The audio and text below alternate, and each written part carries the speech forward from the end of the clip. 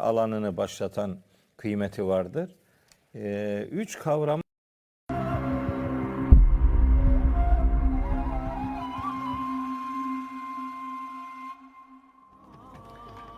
TV8 ekranlarından Aklımdaki Sorular Ramazan programımızdan herkese hayırlı Ramazanlar, hayırlı geceler diliyoruz değerli izleyenler. Profesör Doktor Mehmet Okuyan ve Profesör Doktor Caner Taslaman hocalarımızla birlikteyiz. Bu gece ne konuşacağız? Kur'an'a göre zekat, sadaka ve infak konusunu ele alacağız. Kur'an'ın gerçekten ciddiyetle üzerinde durduğu, çok önem verdiği bir konu ve bu önemli konuyu bu gece inşallah ayetler ışığında anlamaya ve anlatmaya çalışacağız. Değerli hocalarım hoş geldiniz. Hoş bulduk hocam. Hoş bulduk, sağ ol Emre'ciğim. Mehmet hocam isterseniz başlayalım, sizinle başlayalım. Girişte de söyledim. Zekat, sadaka ve infak hani Kur'an'ın ciddi anlamda üzerinde durduğu çok önemli konuyla ilgili ayetlerin olduğu bir mesele biliyoruz. Ayetler neler söylüyor hocam? Önce zekat, sadaka, infak nedir? Bunlar arasında bir ayrım var mıdır? Onları bir konuşalım isterseniz. Ondan sonra da bunu nasıl yapmalıyız, nasıl vermeliyiz? Bu konuyu konuşalım. Evet, İslam inanışının en önemli toplumsal hayata bakan en önemli iletişim araçlarından bir tanesi yardımlaşma diye özetleyebileceğimiz, ama Kur'an bünyesinde baktığımız zaman karşımıza infak, zekat, sadaka, fitre, fidye, kefaret gibi kavramlarla önümüze gelen bu kıymetli konu başlığıdır.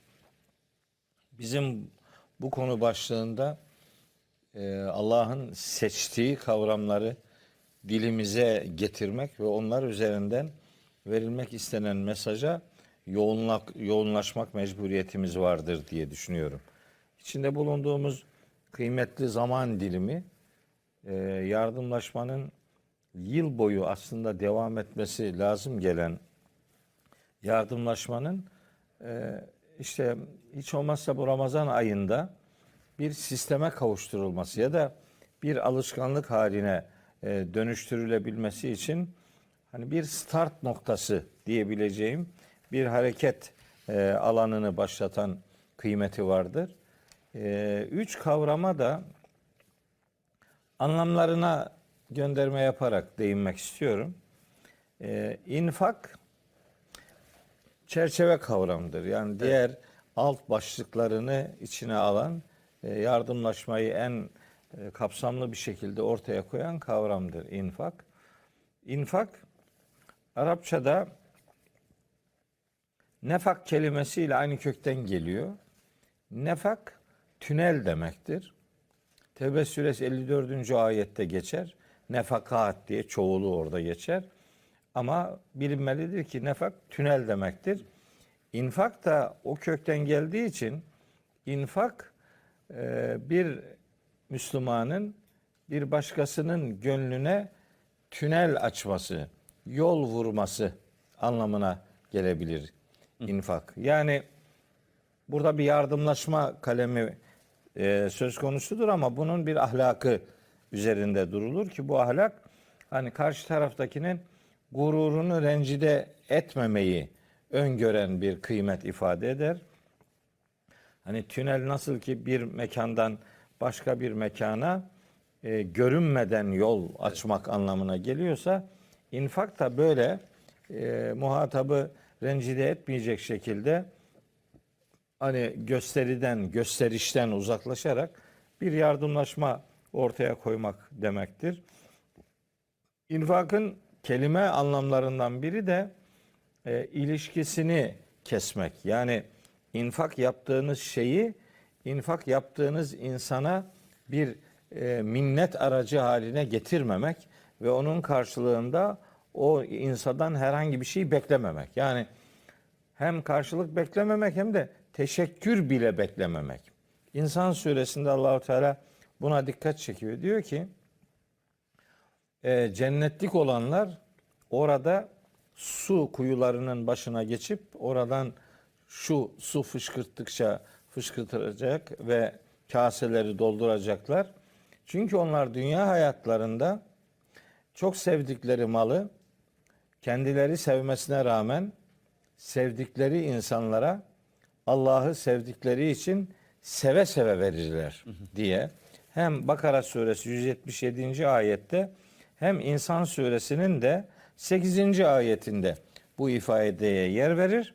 İnsan suresi 9. ayette bu yardımlaşmayı hatırlattıktan sonra der ki İnnemâ nut'imukum liveçillâhi, biz sadece ve sadece Allah'ın rızası için sizi doyuruyoruz. La nuridu minkum cezaen, bundan dolayı sizden bir karşılık beklemiyoruz. Ve la şükura, teşekkür de beklemiyoruz. Demek ki malla, verilen malla ilişkisini kesmek, hani peşinden başa kalkmayı getirmeyen, hani 5 lira verip adamın 15 lira canını çıkarmanın bir aleminin olmadığı, verdiyseniz o malla, o yardım kalemiyle ilişkinizi keseceksiniz. Bir karşılık, bir geri dönüş beklemeyeceksiniz. Yani tam da aslında ayette hocam sizden bir karşılık da bir teşekkür de beklemiyoruz diyor. Evet. Ama bazen insanlar birine yardım ettikleri zaman eğer karşı taraftan bir iltifat görmüyorlarsa yani adama bak o kadar yardım ettik bir teşekkür bile etmedi herif diyor mesela. Yani şimdi tam da aslında ayetin yapmayın dediği şeyi insanlar farkında olmadan maalesef ki Bekliyorlar. yapıyorlar. Halbuki bu bir ayet yani. Evet, Bunu ayet. hatırlatmış olalım yani. Evet, İnsan suresinin 8. ayeti böyle bir infak ahlakı üzerine. İnfakla ilgili başka söyleyeceklerim de var. Hani belki sıra bir daha gelmez ise diye hesap ediyorum. Bu infakın çok ilginç bir yapısı daha var. İnfak kelimesiyle nifak kelimesi de aynı kökten geliyor. Nifak hani münafıklık diye, ikiyüzlülük diye Türkçe'de kullandığımız bir kelime. Kur'an-ı Kerim'de 63. sure var. Münafıkun suresi diye isimlendirilir. O sure ya aslında kısa bir suredir. 11 ayetlik bir suredir. O surenin ilk 8 ayetinde münafıklıktan, münafıklardan, onların çeşitli özelliklerinden, çeşitli söylemlerinden, çeşitli tehditlerinden söz eder.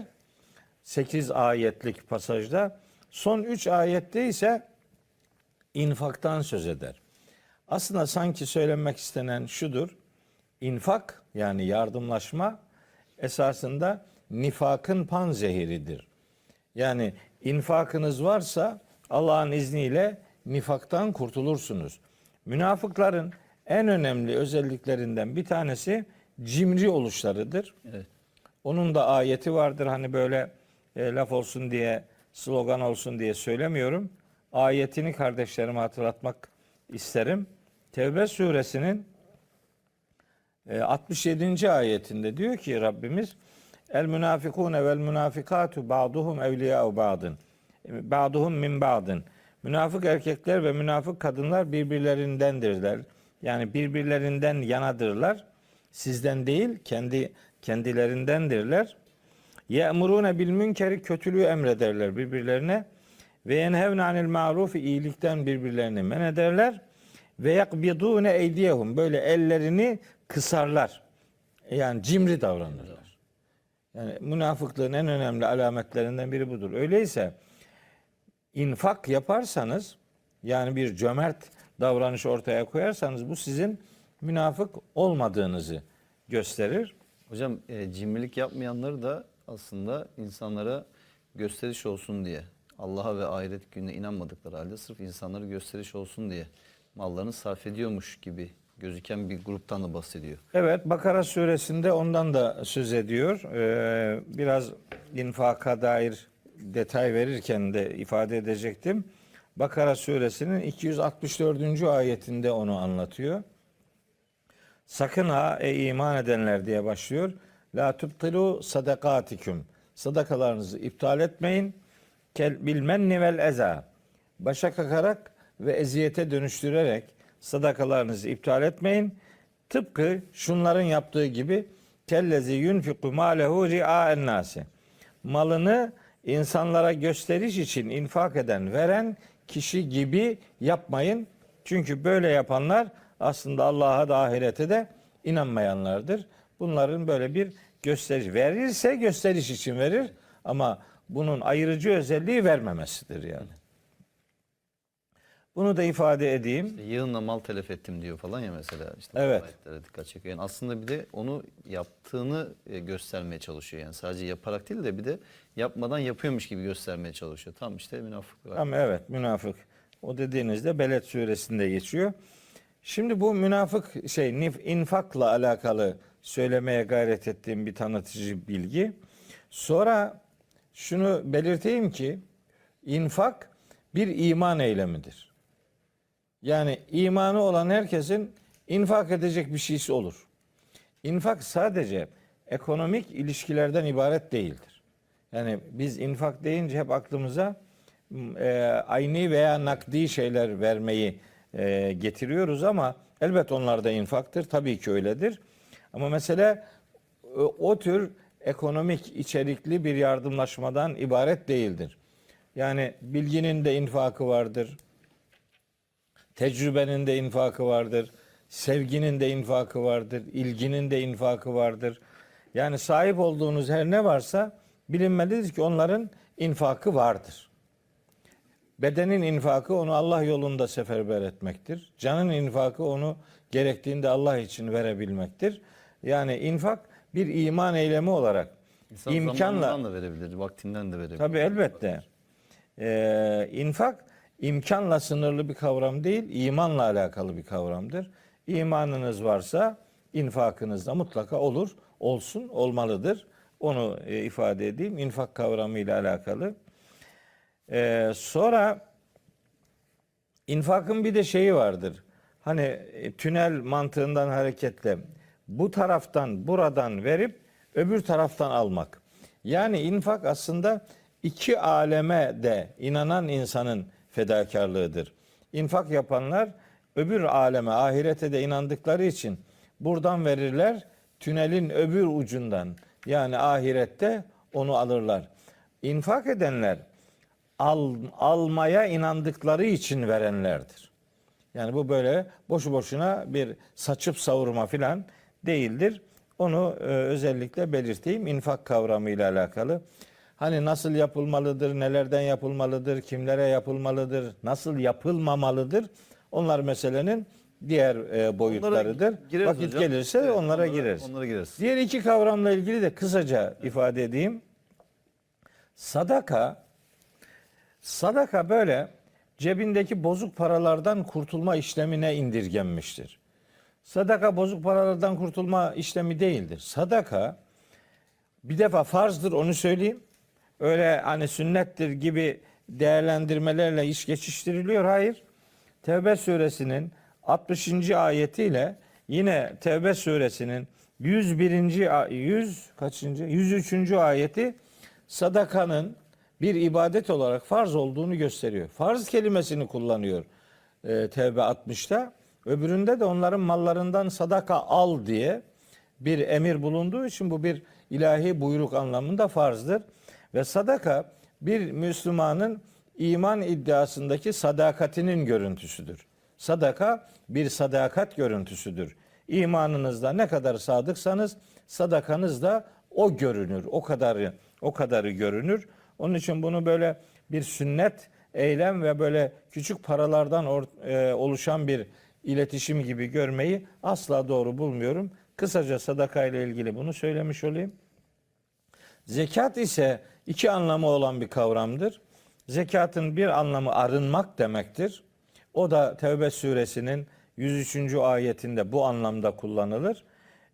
Bir diğer anlamı ise zekat artmak demektir.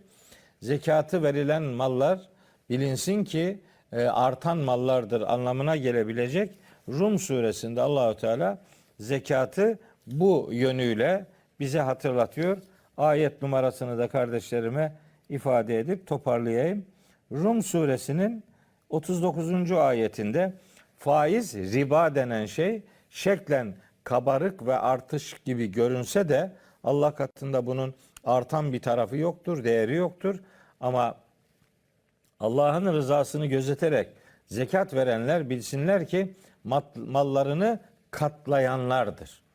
Dolayısıyla zekatın katlama, artma anlamıyla fakirlerin hakkının oradan verilmesi anlamında bir temizlenme bir akpak olma boyutu vardır. Şimdilik infakı, sadakayı ve zekatı kelime anlamları itibariyle bu şekilde ifade etmekle yetinmiş olayım. Tamamdır hocam. Ağzınıza sağlık. İnşallah dediğiniz gibi ona dönelim tekrar. Şimdi Caner hocam tabii aslında bu tür ibadetlerin insanlar arasında böyle güzel bağlar kurma gibi bir fonksiyonu var. Yani insanlar sadece bir şeylere ihtiyaç duydukları için onların karşılanması üzerinden değil de aynı zamanda onların o durumunun fark edilmesi, onlara karşı duyarlılık gösterilmesi, yani bizi de düşünen birileri var duygusunu hissedebilmeleri de burada çok çok önemli diye düşünüyorum açıkçası. Aynı zamanda işte nifaktan insanları koruyan bir özelliği var dedi Mehmet Hocam infakın. Yani genelde işte insanlar arasındaki o adaletsiz geri dağılımının oluşturduğu işte belli o sınıfların oluşturduğu bazı böyle öfkeler, kin, nefret gibi duygular oluşabiliyor insanlar arasında. Bütün bunları gideren bir şey aslında aynı zamanda bu ibadetler. Dolayısıyla bu açıdan baktığımızda insanları paylaşmaya nasıl yönlendirebiliriz ve yoksulluğa karşı nasıl mücadele etmek gerekir? Yani olay herhalde sadece sürekli olarak birilerine erzak yardımında bulunmakla da sınırlı olmasa gerek. Yani insanları sosyal hayata kazandırabilecek, onlara iş imkanı sağlayabilecek veya kalıcı çözümler üretebilecek ne gibi aksiyonlar almamız gerekir? Şimdi tabii hocam bunun birkaç açıdan bu sorunun cevabı ele alınabilir. Bir tanesi benim de öncelikle deneyeceğim. Kişilerin psikolojisini düzeltme. Yani burada biz birçoğumuz sanki sonsuz kalacakmış gibi düşünmeye başlıyoruz bir anda. O zaman malla kurduğumuz ilişki de bu dünya hayatıyla ilgili yanlış kanaatimizden dolayı tamamen farklı oluyor. Yani kişinin psikolojisini, paraya bakışını değiştirirsek bence burada önemli bir şey olur. Ha, diğer bir tanesi toplumda insanlar nasıl örgütler, kurumlar kurarlar ki bu yardımlar bir yere ulaşsınla alakalı. Sonra onunla ilgili de bir şeyler söylemeye çalışacağım. Şimdi şunu görüyoruz yani birçok kimsede.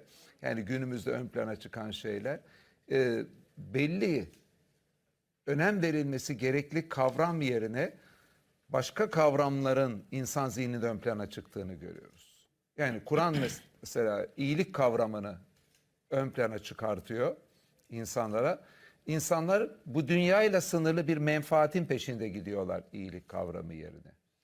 Oysa Kur'an'ın anlattığı ahiret anlayışı insanların zihnine iyice yerleşirse gerçek menfaatin de insanın bu dünyada iyilik yapmasında olduğunu anlar.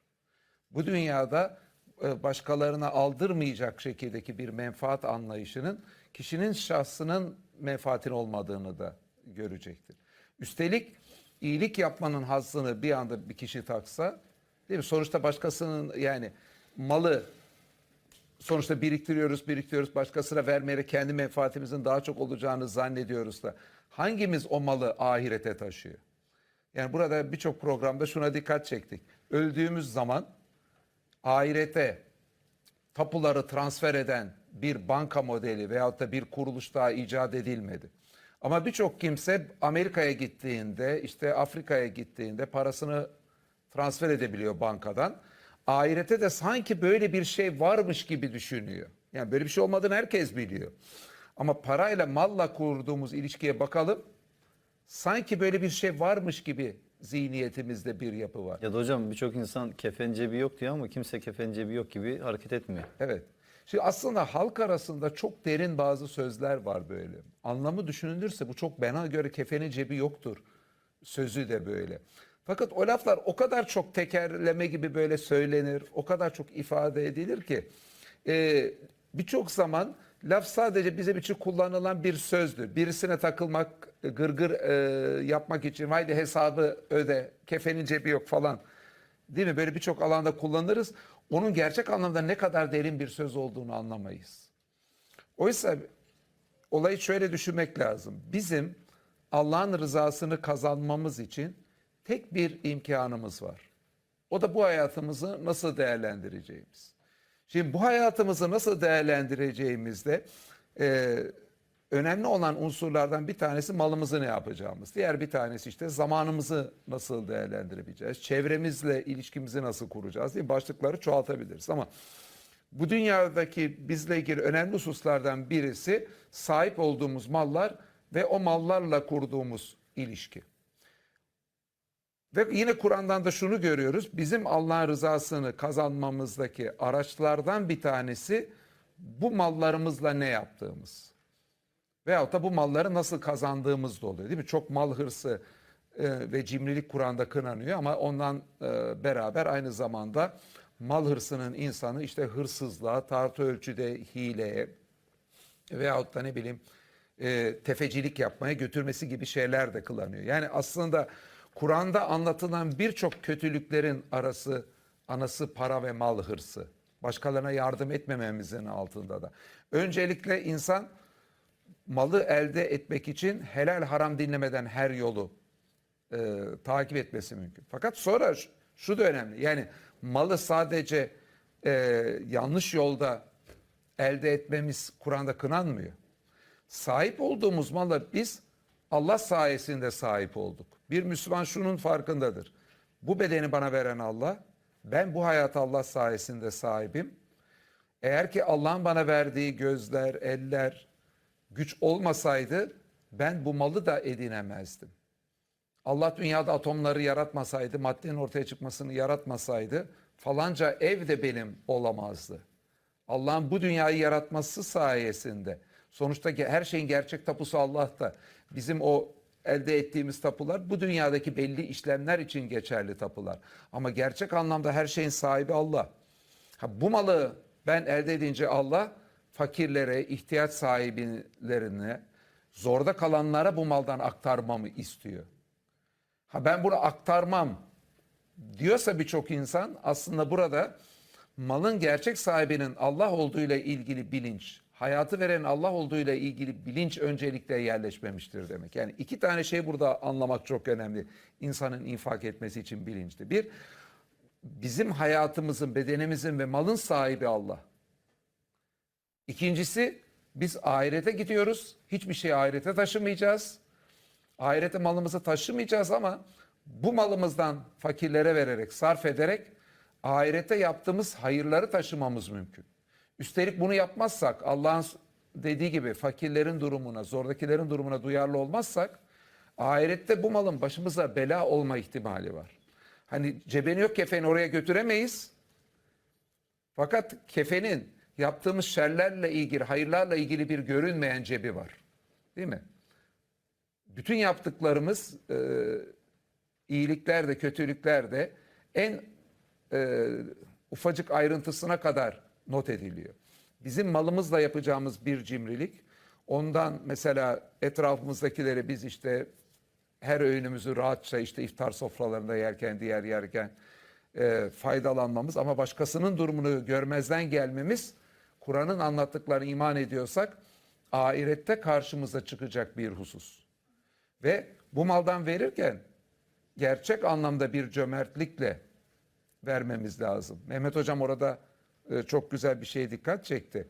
Yani biz verme eylemini yaparken hani bozuk paralardan kurtulma, üzerimizdeki ağırlıktan, cüzdandan kurtulma eylemi olarak görmememiz lazım. Hani ben ufak tefek bir sadaka verdim, işte bozuk paraları verdim, hem ağırlıktan kurtuldum. Canım bak ne güzel, işte fakirleri de görmüş oldum. İyi güzel ya, bozuk paraları da insanlar versin, bundan sıkıntı yok. Ama Kur'an'ın bu ibadete verdiği önem, öyle bozuk paralardan kurtulma, sahip olduğumuz öyle binde birlerini, 10 binde birlerini dağıtmanın çok çok ötesinde. Burada insan psikolojisi açısından önemli sorunlardan bir tanesinin de şu olduğunu düşünüyorum. Biz malla ebedileşeceğimizi adeta zannediyoruz. Yani insanın içinde aslında bir ebedi olma, sürekli olma hissi var. Bu ahiretin varlığının delillerinden bir tanesi. Allah bizim içimize o sürekli var olma hissini koyarak bizim gözümüzü böyle bir şey mümkün mü değil midir'e çeviriyor. Yaratıcımızın varlığını anladığında bunun mümkün olduğunu anlıyoruz. Sonra yaratıcının dinini ve bunu müjdelediğini anlayınca ahiretin varlığını da anlıyoruz. Ama sonuçta içimizde bir sürekleşme hissi var. Şimdi insanın içindeki hislerin kayması insanı başka yerlere götürebiliyor. İnsanın içindeki, Kur'an'dan da buna atıflar görüyoruz. Bu sürekleşmeyle ilgili hissimiz içindeki, sürekli var olmakla ilgili hissimiz kayınca, hayatı sadece bu dünya hayatı olarak görünce, bu dünyada yaptığımız eserlerle sanki o sürekleşeceğimizi zannedebiliyoruz. Bu dünyadaki malımız beni hep koruyacak zannediyoruz. Sürekli olarak beni koruyacak zannediyoruz. Yani ölüm durağından sonra da sanki koruyacakmış gibi bir hayale kapılıyoruz. Hocam bu Biz- biraz biz- acaba Kur'an'daki ayetlerin gerektiği gibi hani işte okunmaması, anlaşılmaması veya hayata yansıtılmamasıyla alakalı olabilir mi? Çünkü bir insan mesela Kur'an'ı gerçekten anlayarak okusa, bu hem bu dünya hayatının gelip geçiciliğini, hem bir insanın bu dünyadaki varoluş anlam ve amacını, sonra mülk yönetiminin tek sahibinin Allah olduğunu, yani o malı verenin de Allah olduğunu, hani işte Hud suresine geçiyor ya, başarım Allah'ın desteğiyledir. Yani sen herhangi bir konuda bir şey başardıysan o zaten Allah'ın desteğiyle, Allah'ın yardımıyladır. Bir de şu Hadid suresinin 10. ayeti mesela bu konuda bence çok muhteşem bir ayet. Yani şunu söylüyor, diyor ki Allah yolunda harcama yapmanıza engel ne var ki? Göklerin ve yerin mirası zaten Allah'ındır diyor. Harika Yani bir zaten ayet. Allah'a ait olanı kimden esirgiyoruz? Dolayısıyla aslında bu infak aynı zamanda yani kendimiz için yaptığımız bir ibadet. Çünkü Allah bunu dünyada da kat ve kat arttırarak hemen yerine yenisini koyacağını söylüyor. Ahiretteki karşılığını zaten hani konuşmaya bile gerek yok. Rabbimizin cömertliği sebebiyle fazlasıyla olacak. Çünkü Bakara 195'te diyor ki Allah yolunda infak edin. Kendinizi mahvetmeyin diyor. Yani infak etmeyen insan kendini aslında bunu Aslında kötü dediğin yapmış hocam, oluyor. ben de ondan temel iki hususu sorun görüyorum. Bir, malın ve her şeyin sahibinin Allah olduğunu, her şey Allah sahip olduğumuzu unutmak. İkincisi, bu dünya hayatının kısalığı ve ahiretin varlığını unutmak. Bu iki temel şeyi anlasak aslında malla ilişkimizi de doğru kuracağız. Bir de içimizdeki, fıtratımızdaki bir hissin kaymasıyla ilgili bir hususa bahsetmiştim. Onunla ilgili aslında Kur'an ayetleri de var. Hani insanların dünyadaki eserleriyle, mallarla ebedileşeceğini sanmayla ilgili. O iki ayet bana çok muhteşem psikolojik tahlilleri olarak Kur'an'ın değerlendiriyorum. Onları okumak istiyorum. Bu dünyada bırakılan eserlerle ebedileşmesi için Şuara suresi 129. ayet var. Diyor ki sürekleşeceğinizi, yani ebedileşeceğinizi umarak süslü ve sağlam eserler mi ediniyorsunuz diyor, orada bir soru var geçmiş kavimlerle ilgili. Hümeze suresi 3. ayette ise malla ilgili bu geçiyor. Diyor ki o malını kendisini sürekleştireceğini zanneder. Ebedi kılacağını zanneder. Şimdi insanlara bir güven hissi ne muhtaç içinden. Bir de sürekli var olma hissi. Peki bunu insan nasıl elde edilir? Aslında insan Allah'a sığınıyorsa, ahiretin varlığını anlıyorsa, ahiret için bir şeyler üretirse, içindeki bu hislerin gönderdiği doğru yere, doğru adrese girmiş olur. Niye? Ölümden sonra hayat Allah'ın elinde vermek. Dünyadaki her şey de Allah'ın elinde. Bir güvenlik hissi arıyorsak bizim buralarda alamamız lazım. Fakat Allah'a sığınmayan, ki Allah'a sığınmanın adı aslında Müslüman olmak. İslam kelimesi kelime olarak da onu ifade ediyor. İşte Müslüman olmadığımızda ne yapıyoruz? Kendimizi bu dünyada bırakacağımız eserlerle ebedileşelim diyoruz. Benim adım ben öldükten sonra da anılsın diyoruz. Veya sahip olduğumuz malım beni korur hissine sapılıyoruz. Ölüm durağında ondan vedalaşacağımızı bilemiyoruz. Aslında bu fıtrattaki duygu kayması birçok insanda karşımıza çıkıyor. Burada şu da yanlış anlaşılmasın. İnsanların eserler yapmaları, dünyada üretmeleri iyi bir şey. Fakat sadece bunun peşine düşüp ahireti unutmaları sorun. Fakat buradaki bir kayma bizi şuralara götürüyor. Mesela birçok kralların veyahut da işte siyasilerin dünyada yaptırdıkları köprülerde, yollarda falan da aslında böyle bir dünyada yaptıkları mimari eserlerde de böyle bir ebedileşme isteği var. Siyasilerin veya sanatçıların eserleriyle tarih boyunca insanların kendini konuşma arzularının arkasında da böyle bir ebedileşmeyle ilgili bir his var. Birçok kimsenin arkasından çocuklar, torunlar bırakmasında da bu ebedileşme arzusunun bir yansıması var. İşte sporcuların, sanatçıların da dediğim gibi kendilerini konuşulur kılmak için yaptıkları müsabakalarda, sanat eserlerinde de böyle bir arzu var. Yani bunlar kötüdür demiyorum, yanlış anlaşılmasın. Bir kez daha vurgulayayım çünkü bunu yanlış anlaşılmaya müsait. Fakat siz bu yaptığınız, ürettiğiniz dünyevi eserlerle ebedileşeceğinizi, sonsuza dek var olacağınızı sanıyorsanız burada ciddi bir aldanma var. Niye? Çünkü sadece siz ölmeyeceksiniz. Bir süre sonra sizin hafızalarında yer etmeye çalıştığınız insanlar da ölecek. Onların hafızalarından her şey silinecek. Fiziğin bize söylediğine göre bir süre sonra dünya ve bütün evrende yok olacak. Yani bu dünyayla sınırlı bırakacağınız hiçbir eserin insanı ebedi kılması mümkün değil. Bunu aslında bu ebedileşme arzusuyla ilgili dünyayla sınırlı bir şeyler yapma arzusu mesela eski Yunan'da da mitolojilerde görüyoruz. İşte falanca savaşa gidiyor. Annesine diyor ki oğlum işte öyle bilirsin falan diyor bu Yunan mitolojileri. O da diyor ki anne işte nasıl olsa herkes ölecek. Ben işte insanların dillerinde, konuşmalarında ebedileşeceğim diyor. Orada bile bakıyoruz bir ebedileşme hissi var ama sanki insanların zihninde yer etme veya insanların konuşması veya kendi hakkında bir şey yazmasıyla ebedileşmeye çalışmayı görüyoruz. Oysa tek sürekli kalacak zihin, değil mi? Bütün dünyadaki insanlar bir gün yok olacağına göre Allah'ın zihni, eğer ki bir şeyi bir zihinde yer etmek istiyorsak, yer etmemiz gereken zihin Allah'ın zihni. Çünkü Allah'ın zihni hiç bozulmaz. Ve Allah'ın razı olduğu bir kul olarak orada yer etmemiz önemli. Peki bu malla nasıl bir ilişki kurarsak olur? Bu dünyada eserler yapmak için, bu dünyada kendi namımız için malı sarf etmek veya onu tutarak bizi güvende kılmasıyla mı olur? Hayır. Tam tersine ancak malı verirsek Allah'ın zihninde razı olduğu bir kul olarak yer ederiz. Allah sadece razı olacağını da söylemiyor kendisinin. Cennette de bunların karşılığını, ahirette de karşılığını vereceğini söylüyor. Bu yüzden kısacası bu ilişkiyi kurabilirsek malın sahibinin kim olduğu ahiretle ilgili o zaman biz iyilik yerine menfaat yerine iyiliği merkeze alabiliriz. Dünyevi hırslar yerine daha anlamlı bir hayat yaşamanın kapısını aralayabiliriz. Bencillik yerine daha sevgi dolu bir hayat yaşamanın yolunu bulabiliriz. Basit gösterişler yerine gerçek güzelliklerin peşine gidebiliriz. Pragmatik dünyadaki anlık hareketler yerine gerçeğin peşinde olabiliriz. Bu benim tabii insan psikolojisiyle ilgili, malla kurduğumuz ilişkiyle ilgili, düzeltmemiz gerekenlerle ilgili söylemem gerektiği. Kısaca organizasyonlarla ilgili de bir şey diyeyim. Yani malların daha çok ulaşması için hani dünyevi organizasyonlara da önem vermek gerekli psikolojimizin yanında. Bütün herkes kötüdür, bütün herkes dolandırıcıdır, işte herkes yanlış yapıyor şeklindeki söylemler birçok zaman insanların gerekli yardım faaliyetlerinin parçası olmamaya sebebiyet veriyor. Bu yüzden bu yardım faaliyetleri hakkında eğer bir yanlış biliyorsak mutlaka eleştirelim. Çünkü yardım faaliyetleri altında insanların dolandırılması da bir vaka. Ama bir şey bilmiyorsak hiçbir örgütü, hiçbir kurumu da yıpratmamaya çalışalım. Çünkü bunları yıprattığımızda bir süre sonra bunların yardım faaliyetlerine de zarar verme ihtimalimiz var. Kur'an'da din adamları diye ortaya çıkanların bile insanların mallarını haksızlıkla yediğini söylüyor. Bu programlarda çok dikkat çektik değil mi? Kur'an din adamlarının insanların parasını haksızlıkla yiyebileceğine dikkat çeken bir din kitabı.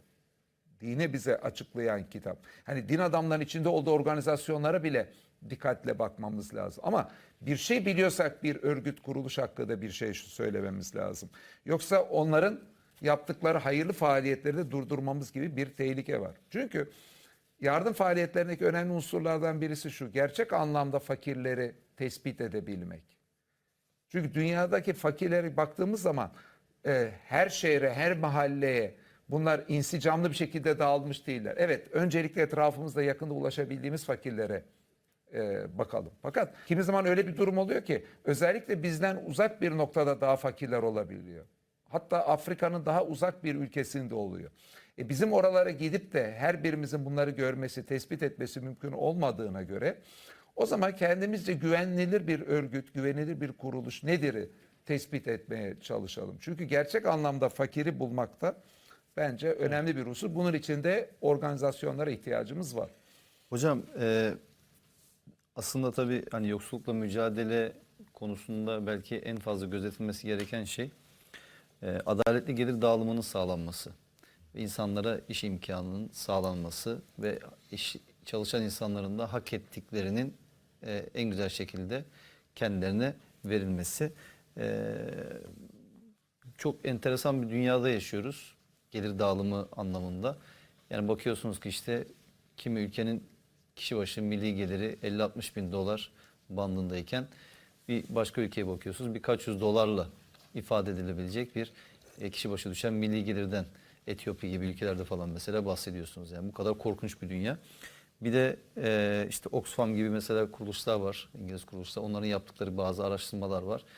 Bu araştırmalar gösteriyor ki işte aşağı yukarı dünyanın en zengin 8-10 insanının elindeki toplam servet dünya nüfusunun yarısının elindeki toplam servetten daha fazla. Yani düşünün ki 3,5 milyar insanın elindeki toplam gelirden daha fazla olduğunu görüyoruz. Sadece 8 en zengin insanın elindeki toplam gelirin. Böyle enteresan, adaletsiz diyebileceğimiz bir düzen var. Bu biraz da acaba dünya ve mal hırsının bütün kötülüklerin anası olmasından kaynaklanıyor olabilir mi hocam? Yani bu konuda neler söylemek istersiniz? İnsanoğluna Kur'an'ın öğütlediği en önemli temel ahlaklardan bir tanesi bu alemin ebedi olmadığı ve asıl yatırım yapılması lazım gelen alemin öbür alem olduğudur. Buradaki yardımlaşmalar insanı tek dünyaya inanmaktan kurtarır. Öbür aleme yatırımların esas olduğunu, kalıcı olduğunu bir ahlak olarak insanlara öğretir. Maalesef birinci bölümde konuşurken ifade ettim. Yani infak insanın bir aleme ait olmadığını göstermek için öngörülmüş bir ibadet. Bu infakın iki türü var bir defa. Ya Allah yolunda yapılır ya Allah yolundan engellemek için yapılır. Allah yolundan engellemek için yapıldığını bize Enfal suresinin 36. ayeti öğretir. Der ki orada Allahu Teala İnnellezine keferu yunfikune emvalehum liyasuddu an sebilillah. Onlar işte mallarını Allah yolundan engellemek için infak ederler. Feseyunfikûneha, daha da yapacaklar bunu. Thümme tekûnü aleyhim hasreten, ama bu yaptıkları yani Allah'ın yolundan engellemek için yaptıkları infak onların üzerine bir Aklıma geldi. Yani bazı öyle ateistler görüyoruz ki günümüzde. Mesela Türkiye'den kimseye örnek vermeyeyim. Richard Dawkins gibi. Bu iş o kadar hırsla giriyor ki vakıf kuruyor. Dinsizliği, ateizmi dünyada yaymak için. Ve bayağı bir kimse de buna para veriyor. Ciddi paralar veriyor bununla ilgili. Yani bazı insanların şöyle diyoruz. Allah'tan, dinden nefreti o kadar büyük ki Allah'a inanan, malın Allah'tan olduğunu bilen, ahirette karşına alacağını bilen Müslümanlar veyahut da bunu ifade eden Müslümanların Allah din için yapmadıkları fedakarlığı onlar Allah ve din düşmanlığının motivasyonuyla yapıyorlar. Yani şöyle diyorum ben ona, hatta bunların Allah'tan nefreti birçok Müslümanın Allah'a sevgisinden daha büyük. Yani Müslümanlara bakıyorsun, ateizme karşı bir şey olsa bunu bir destekleme niyeti yok. Deizme karşı bir şey veyahut da İslam için bir hayır faaliyeti olsa kullanmaya niyeti yok. Geri kalanlar bunlarla ilgili dernekler kurmuşlar ve ciddi paralar da mesela bunlara birçok kimse gelip bağışlıyor. Tam sizin dediğinizi hatırladım yani. Yoldan saptırmak için infak edenlerden Kur'an'ın bahsettiğini okuduğunuzda Evet. bu geldi aklıma hocam. Evet, yani bu böyle insanı infak özelinde söylüyorum. İnfak insanın hani münafık olmadığını gösteren en önemli göstergelerden biridir. Sözümün gerekçesi bu. Çünkü münafıklar öbür aleme inanmayan insanlardır. Öbür aleme inanmayan infak yapmaz normalde. Yaparsa da gene birinci bölümde söylemiştik. Bunu gösteriş için yapar. Başka amaçları vardır onun. Dünyalık olan amaçları vardır. Burayı kalıcı zannettiği için gene burada kendisine bir şeyler gerisin geri dönsün diye yapar. Yani burada daha çok almayı hayal ederek yapar. Yüce Allah mesela Yahudilerle ilgili diyor ki ve letecidennehum ahrasan nas ala hayatin. Bu Yahudileri diyor bu hayata en düşkün olan insanlar olarak bulursun. Niye? Çünkü öbür alemden beklentisi ya yoktur yahut da burada ayrıcalıklı yaratıldıklarını varsaydıkları için ya da öyle kabul ettikleri için öbür alemde de Allah'ın cennet nimetlerini onlara tahsis edeceğini düşünürler. Burası da bize, oradaki nimetler de bize diye öyle bir bakışları vardır. Bakara suresinin o 94, 95 ve 96. ayetler buna gönderme yapar. Biz bu cimrilik hastalığından kurtulabilme anlamında Kur'an çerçevesinde çok kıymetli 3 tane kavramla yüz yüzeyiz.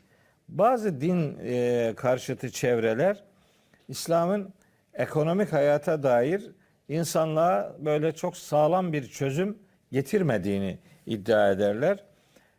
Bu iddialarında elbet haklı değillerdir ama onları nispeten biraz daha kendilerince ayakta tutan bir görüntü veriyor Müslümanlar. Şunu söylemek istiyorum. Mesela infakı işe yaramayan mallardan veriyorlar. Halbuki Bakara suresi 267. ayet bunun tam tersini söylüyor. Size verilmesi durumunda göz yummadan alamayacağınız şeyleri siz de başkalarına vermeyin diyor Bakara 267'de. Ali İmran 92'de diyor ki en çok sevdiğiniz şeylerden dağıtmadıkça iyiliğe, takvaya ulaşamayacaksınız diyor. Ali İmran 134'te diyor ki muttakiler şu kimselerdir ki onlar varlıkta da darlıkta da infak ederler. Yani neye sahipseler ona sahip olmayan insanlara o konuda sorumluluklarının bulunduğunu idrak ederler ve o sorumluluklarını yerine getirmeye gayret ederler. Dolayısıyla hani elim rahatlasın o zaman vereceğim gibi bir şey bu ayete uymuyor. Uymuyor, hayır. Yani Ne verebiliyorsan o. tabii neyi varsa o onun sahip olduğu şey kimde yoksa ona onun bir kısmını vermelidir. Kur'an'ın infaktan söz eden ayetlerinde neyiniz varsa hepsini verin demiyor. Ondan bir kısmını verin. Ama bizde şöyle bir kültür gelişti. Üzgünüm. Hani bunu keşke söylemek zorunda kalmasaydık ama söylemek mecburiyetindeyiz. Bir gariban gelip bir istekte bulunduğunda sen git Allah sana versin diye. Yani böyle bir şey söylüyoruz. Tam müşriklerin söylemedi mi hocam bu Kur'an? İşte Yasin suresi 47. ayette bu söz Allahu Teala tarafından müşrik kafir insanların sözü olarak tanıtılıyor. Bir de daha başka bir şey söylemek istiyorum. Bu infak ve zekatla, sadaka ile ilgili sadakayı böyle en basit, en küçük, en değersiz şeylere indirgedik. Hani birinci bölümde dedim öyle bozuk paralardan kurtulmaya indirgedik değil mi? Sadaka kutuları var mesela bazı iş yerlerinde.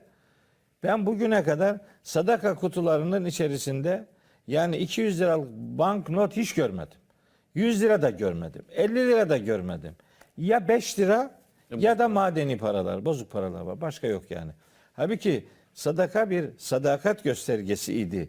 İman iddianızdaki sadakatinizi Allahu Teala sadaka ile göstermemizi istiyor. Yani insanlara Buradan mesela giyecek bir şeyler infak ederken de artık hani üzerimize giyemeyeceğimiz, ayağımıza giyemeyeceğimiz işte ayakkabıdır, elbisedir vesairedir artık yüzüne bakılmayacak şeyleri verip dolapları biraz rahatlatmayla hareket edebiliyoruz. Hani biraz rahatlatalım yenilerini alalım diye. Halbuki tabii de Rabbim sevdiğimiz şeylerinden verelim diyor.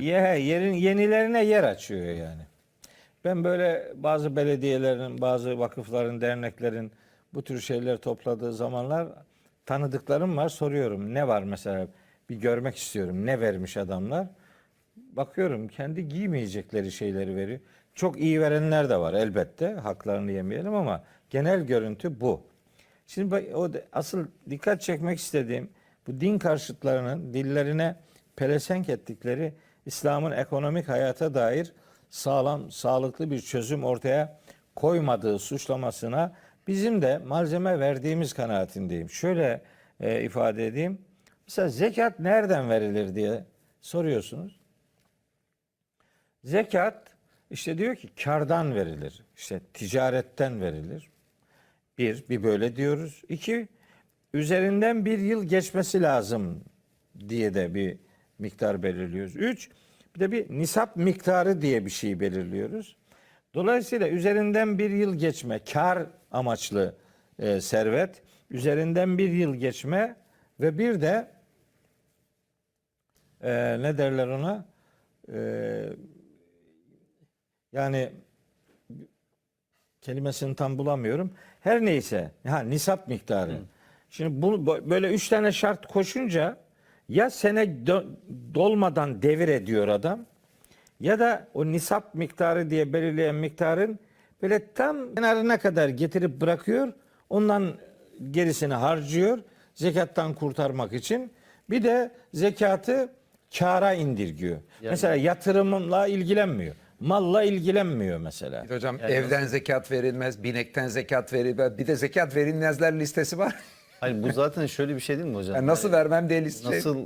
Nasıl daha fazla kendimden kısıp nasıl daha fazla sarf edebilirim, verebilirim hesabı yapması gerekiyorken Tam tersi. kendi ihtiyaçlarımı nasıl asgari şartlara indirip işte ondan mahrum olan insanlarla bunu paylaşmam gerekir demesi gerekirken nereden kurtarabilirim, nereden azaltabilirim vereceğim şeyi hesabını yapmak yani bir mümine yakışacak bir şey mi? Allah'ı kandıramayız ki biz. Şimdi evet, tabii ben ona dikkat çekmek istiyorum. Yani Allah bunun maldan verilmesi gerektiğini söylüyor. Kaç tane ayet var? Mal. Hud min emvalihim diyor. Onların mallarından al. Mal, kar demiyor. Kar da senin malın olduğunda onun da zekatı var zaten. Yani ilaveten senin olduğunda onun zekatı var. Sizin neyiniz varsa, ben söylüyorum, bir kısmı kızıyor müzüyor ama evden zekat verilmelidir. Arabadan verilmelidir. Arsadan verilmelidir. Ne ki senindir, onun zekatı vardır kardeşim. Bir, maaş alıyoruz ya şimdi biz. Maaş aldığımız zaman sene sonuna bakıyor adam. Sene sonunda birikmişi varsa işte onun zekatını veriyor. Kardeşim sene boyunca sen zaten tüketiyorsun onu. Ve onu adeta tüketmek için yani yarışıyorsun biriyle öbürüyle. Onu bir araban var, bir tane daha alıyorsun, bir ev var, bir tane daha almaya çalışıyorsun. Acayip bir mal yığıyorsun. Halbuki o senin olduğu an o malın en az %2,5 garibanın. Allah öyle de yani %2,5 oranı vermiyor da bir bölümü garibanın diyor. O garibanın olanı vaktinde adama vermiyorsun. Sene sonunda bir sene geçerken o zaten bitiyor. Kur'an'da oysa değil mi hocam? Hasat günü hakkını verin diyor. Yani elinize Tabii. geçtiği zaman ürün aslında hakkını. Hocam bu biraz sanki şey geliyor bana yani Allah'a getirince güvenmemeyle ilgili bir problem gibi geliyor. Şimdi az önce ben programın başında Can Hocam konuşurken Hadis suresinin 10. ayetini hatırlatmıştım. Belki televizyonunu yeni açan izleyicilerimiz olabilir. Hatırlatalım tekrar yani. Allah yolunda infak etmeye engel ne var ki diyor yani. Yerlerin ve göklerin mirası zaten Allah'a aittir. Tamam, hemen arkasında. Özeti hocam. Yani Hemen arkasında aslında 11. ayette de bakın diyor ki kim Allah'a güzel bir borç verirse Allah da karşılığını ona kat kat verir. Onun için değerli bir ödül de vardır diyor. Yani bu aslında Allah yolunda yapılan harcamaları bir anlamda Allah'a verilen borç olarak tanımlıyor ve Allah onu kat kat geri vereceğini söylüyor. Ayrıca ödül olacağını söylüyor onun için. Yani bu acaba Allah'a güvensizlikle ilgili bir şey. Çünkü vaat eden Allah. Hani insan bazen bir arkadaşı borç ister ya da bazı insanlar olur yani laf olsun diye, sohbet olsun diye işler nasıl gidiyor dersin. Adam hemen feryat etmeye başlar. Borç ister benden diye. Çok kötü işler, bittik, mahvolduk falan bilmem ne, hiç iş yok. Hani böyle birinin borç istemesinden korkmak gibi bir şey mi acaba Allah'ın istediği borç yani? Hani insan niye güvenemiyor burada yani? Rabbi istiyor senden ve kendisi için istemiyor aslında. Yine insan için istiyor yani. hocam ben de bir yerde bir liste yapayım dedim şöyle. Şimdi önümüzde acaba Kur'an'daki hangi haramlar mal hırsı ile ilgili? Bir sayayım mı hocam şöyle bir bak. Çünkü bazı şeylere baktım. Yani şimdi haramlar direkt mal hırsıyla ilgili olduğu belli. Onları görüyoruz. Mesela hırsızlık, başkasının malını veyahut da işte tefecilik. Tartı ölçüde hile yapmak. Bunların hepsinin ayeti var Kur'an'da. Mesela rüşvet, kumar. Bunların hepsinin mal hırsıyla direkt alakalı olduğunu görüyoruz. Fakat mesela Kur'an'daki bazı diğer haramlar var. Onların birçoğunun da önemli sebebi mal hırsı. Mesela adam öldürme diyoruz. Şimdi dünyada var olan adam öldürmelerin önemli bir kısmı mal çekişmesiyle alakalı. Malın daha çok olsun diye olmuş. Hatta Kur'an karşı taraf savaş açmazsa savaş açamayacağını söylüyor. Birçok kimse savaşı, karşı taraf savaş açmadan malak olmak için açılan savaşlar yine öldürülenler var. Ondan sonra bakalım anne baba hakkına Kur'an dikkat çekiyor. Şimdi birçok kimse annesine babasına gerekli şekilde yardımdan niye kaçıyor? Onlar kendisine masraf çıkartır diye. Tabii tek sebebi budur demiyorum. Ama anne baba hakkına ilgili gerekli titizliğin gösterilmemesinin arkasında da insanların işte onlara mal sarf edersem bana sorun olur hissi var. Sonra mesela Kur'an'da tağutu, zalim yöneticileri desteklememek geçiyor. Peki insanlar tarih boyunca zalim yöneticileri niye desteklemişler? Zalim yöneticiler onlara vereceği makamın getireceği para hissinden dolayı desteklemişler. Ve yine Kur'an'da görüyoruz yetim hakkı yemek. Burada çok var değil mi? Yetimin hakkını birçok insan niye yiyor? Yetimin çünkü malını kendisi tam kontrol edemiyor. Buradan da istifade edip yetimin malından kendisine bir şey aktararak. Yine bir mal hırsıyla alakalı çoğu zaman yetimin hakkını yemek. Veyahut da Kur'an'ın dikkat çektiği adaletsizlikler. Yakınları veya diğerlerine mesela bazı şeyleri peşkeş çekiyor. Bu niye oluyor? Çünkü siz birine bir şeyi peşkeş çektiğinizde o da yarın size başka bir menfaatinizi hallediyor. Bu da genelde sizin bir mal daha fazla elde edeceğiniz bir menfaatiniz. Mali durumunuzu destekleyen menfaatiniz oluyor. Cihattan kaçma. Kur'an'da cihat da bir farz. Allah yolunda mücadele. Birçok kimse niye cihattan kaçıyor? Çünkü cihada giderse kendi ticari işlerini de gerekli özeni gösteremeyecek. Yani daha az para kazanacağım endişesi Ya var. da malını sarf etmesi gerekecek cihat. Veyahut da cihat için dediğin gibi hocam malını sarf etmesi gerekecek. Yani cihattan kaçma da mal hırsıyla alakalı. Yani böyle baktığımızda bir doğrudan Kur'an'da gözüken mal hırsıyla ilgili haramlar var. İşte dediği gibi hırsızlık, tefecilik, tartı ölçüde hile gibi.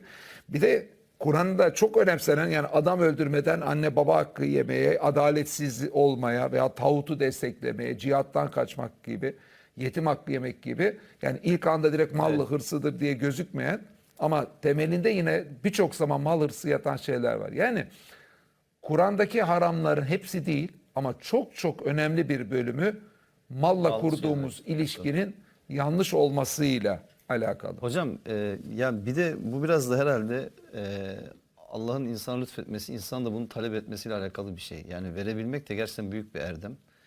Dolayısıyla yani bazen şey görüyorsunuz mesela sokakta yaşayan kağıt toplayan çocuklar var. Birisi kalkıyor çocuğa bir yarım ekmek döner bir sandviç bir şey veriyor. Çocuk alıyor onu üçe bölüyor arkadaşlarıyla paylaşıyor. Gidiyor orada bir kısmını kuşa veriyor. Bir kısmını alıyor gidiyor orada bir köpeğe sağlam bir şey yediriyor. Ya o çocuğun bile gönlü o kadar zengin. Yani bu kadar serveti, malı, mülkü, varlığı olan adam kalktı yani birisine ufacık bir yardım yapmaktan imtina ediyor. Yani bundan çekiniyor. Biraz da herhalde insanın kendisini talep etmesi gerekiyor ki Allah da ona nasip etsin öyle değil mi? O şöyle çevriliyor. Vermeyenle karşılaşınca adam öbürü diyor ki ne yapsın Allah ona nasip etmedi ki. Vermeyi Allah nasip etmedi diyor. Yani vermemeyi Allah'a fatura etmek gibi bir zeka var ortalıkta. Yani Allah vermeyi niye nasip etmesin ki? Nasip etmeyecek idiyse niye ver diyor Verdi, ki yani. tabii. Böyle bir şey yani Allah'a büyük bir iftira. Kendi cimriliğini Allah'a fatura etme uyanıklığıdır ama bu elbet hiçbir iş görmeyecek. Bir önceki bölümde Caner konuşurken aklıma gelmişti. Allah'ın bu alemde malını Allah yolunda infak etmeyenlerin malı başına bela olacak dedim. Hasret sebebi olacak.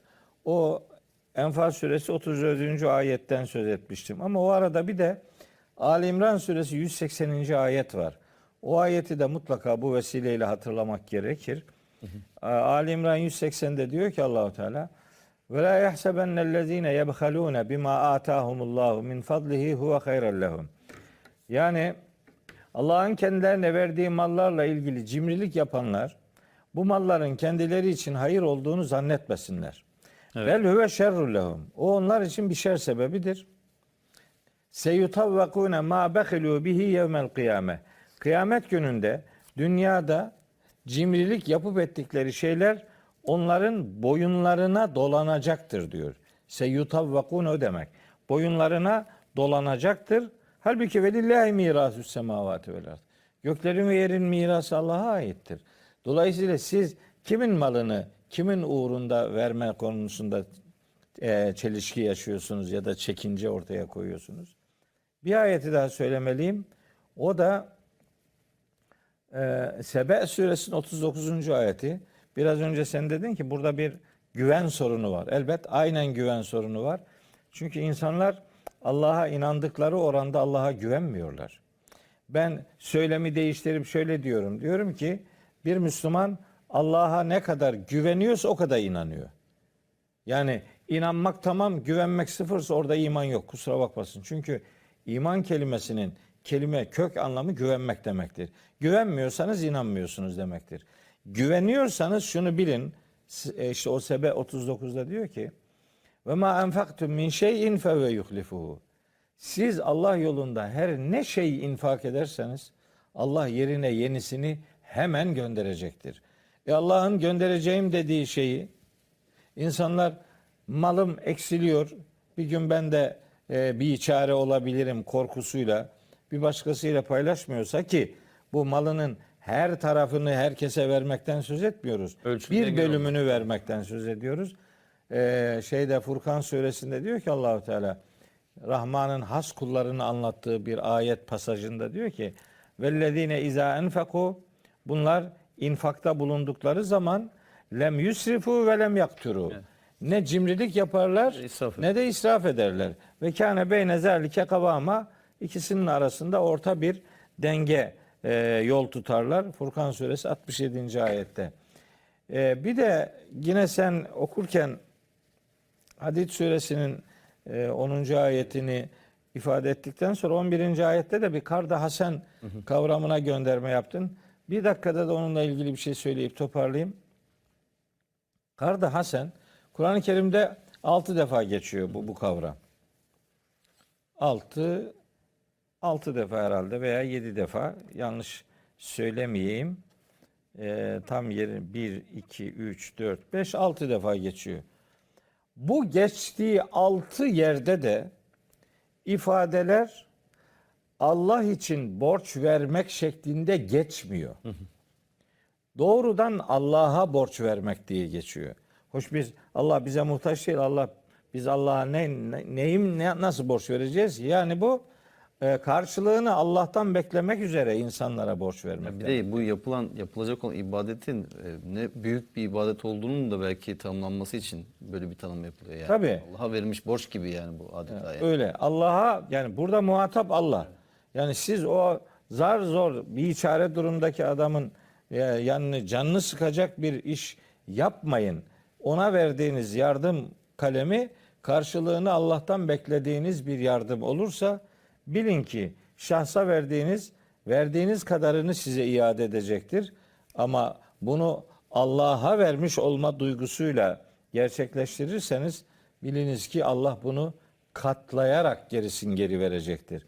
Kard-ı hasen Allah için borç vermek değil, Allah'a borç vermek anlamında en güzel borç ifadesiyle karşılanır. Hocam son 2 dakikamız şunu da hatırlatalım. Yani az önce siz dediniz ki bu mal sahibi olduğunu düşünen ama onu Allah yolunda harcamayan insanların kıyamette, ahirette boyunlarına dolanacak. Evet, 180 Ali İmran. Biz bir de bunun bir versiyonu da şurada hatırlıyoruz Kur'an-ı Kerim'de. O son saatin dehşetini gördüğü zaman insanlar kendilerini kurtarmak için Fidye vermek isteyecekler. her şeylerini fide vermek isteyecekler. Hatta eşlerini, çocuklarını, yakınlarını, ana babalarını belki sahip oldukları tüm malı, mülkü fidye vermek isteyecekler. İşi kendilerini kurtarabilsinler. Evet. Yani Allah bu kadar açık bir şekilde bunu ifade ediyorken illa o günün dehşetiyle yüz yüze gelmeye mi gerek var yani? Yani onun ayetini de söyleyelim kardeşlerimize de. Me'ariç suresinin 11, 12, 13, 14 hatta 15, 16. ayetlerinde neyi varsa fidye vermek isteyecek. Ben yani not almıştım ama sıra oraya gelmedi. Neyi infak edeceklerini sana soruyorlar diye bir ayet var. Bakara 219. Orada bir el-afve kelimesi var. El-afve'yi genellikle insanlar ihtiyaç fazlası diye tercüme ediyor. Yok. İhtiyaç fazlası diye bir şey yok. Kimsenin ihtiyaç fazlası diye bir şeysi yok. Hepsi oraya bir yol bulur, bir yer bulur. El-afve affına sebep olacak miktarını vereceksin. Ne kadar günahın varsa, ne kadar af bekliyorsan işte o kadarını vereceksin. Hocam öyle dersek şimdi zaten kimse günahım yok der. Kimse bir şey Tabii yapamaz. tabii öyle Zaten dersin. herkesin kalbi temiz olduğu için kimsenin Sonuçta günahı nasıl yok. olsa ahirette çıkıyor. Tabii. Bir de şey ayetini de bugün vurgulamak. Yani şeytan sizi fakirlikle korkutur ayeti var. Bakara 268. ayet. O da önemli. İnsanların içinde hep böyle kaygılar, zihninde endişeler oluyor. Kur'an özellikle işte saptırıcının insanı içine sürekli fakir kalabilirsin, edebilirsin şeklinde zihnine kuruntular atarak yapması gerekeni yaptırmadığını söylüyor. Evet. Ağzınıza gönlünüze sağlık hocalar. Değerli izleyenler, bu gece de programın sonuna geldik. Biz tabii programlarımızda konuştuğumuz bütün konuları önce kendi nefsimizi de dahil ederek konuşuyoruz. Dolayısıyla Rabbimizin ayetlerini okuduğumuz her defasında bunu kendimize hatırlatıp sonra da sizlerle paylaşıyoruz ve size de bunları hatırlatmaya çalışıyoruz, çabalıyoruz. Kendi nefsimizi buralardan ayrı tutuyor değiliz. Bunu da söylemiş olalım. Yarın gece inşallah görüşmek üzere diyoruz.